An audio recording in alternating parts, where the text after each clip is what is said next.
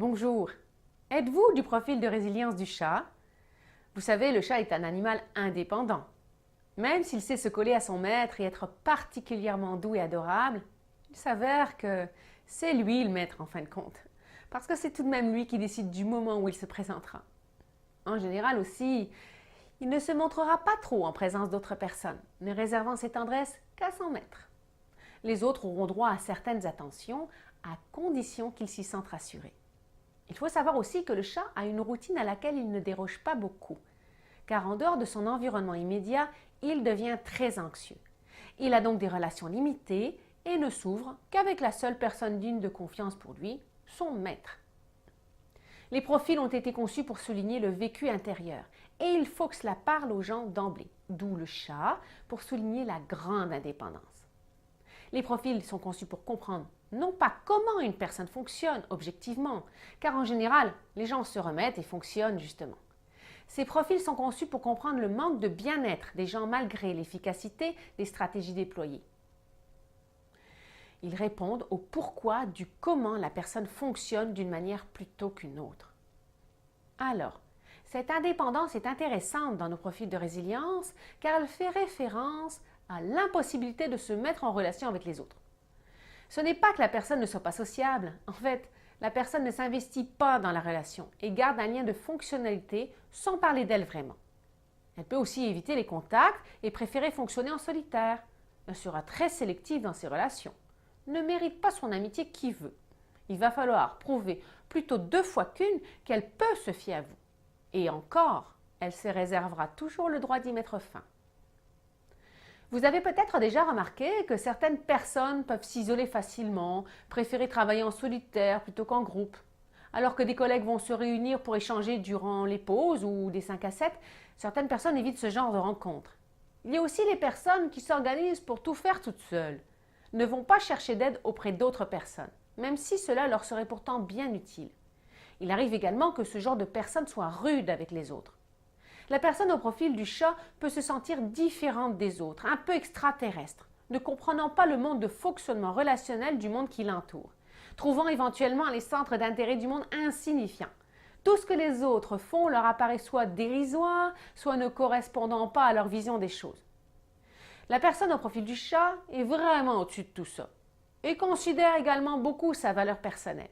Ses croyances, ses idées, sa personne, tout cela elle y compte beaucoup. Et cela va l'amener à discréditer nombre d'autres personnes, ce qui n'est pas sans conséquence.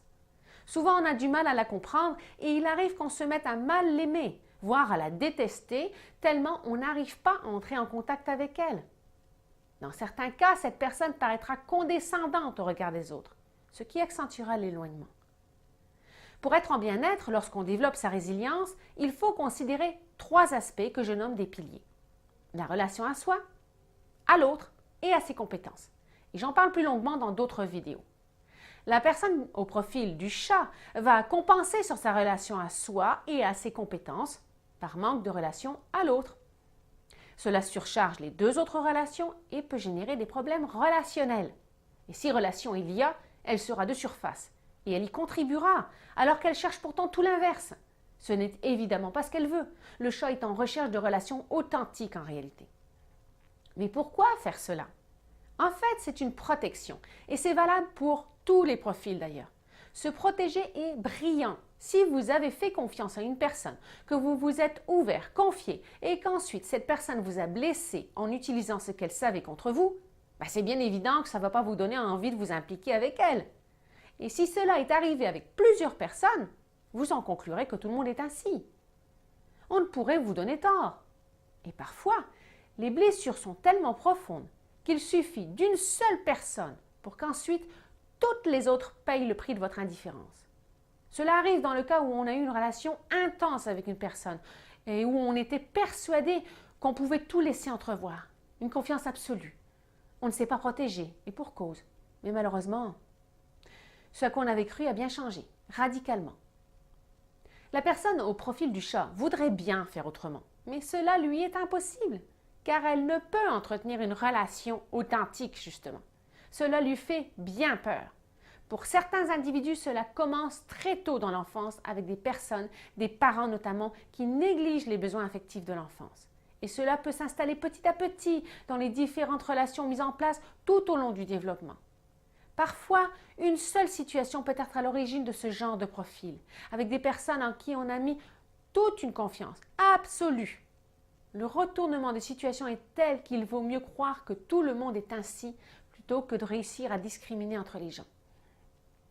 Le plus important, finalement, c'est que la personne au profil du chat n'est pas très heureuse en fin de compte.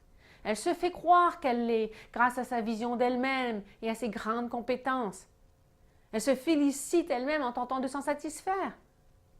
Mais elle se sent aussi très seule et en surcharge très souvent parce qu'elle doit tout assumer elle-même. Si cela vous rejoint, je vous invite à commencer à penser à la manière dont vous percevez les gens qui vous entourent.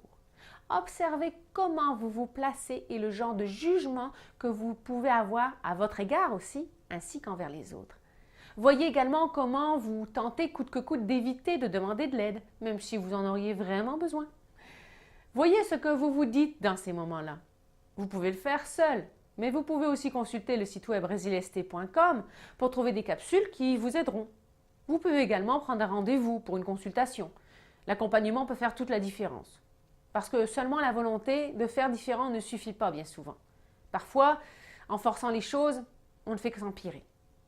Pour construire et renforcer son pilier de relation à l'autre, il faut pouvoir travailler sur certains événements non digérés qui ont fragilisé ce même pilier. Et souvent, cela peut se faire en consultation, grâce au support et au regard détaché du psychologue, dans un environnement sécuritaire où la confidentialité va être préservée. Alors n'oubliez pas de consulter les autres capsules créées pour vous et je vous dis à bientôt.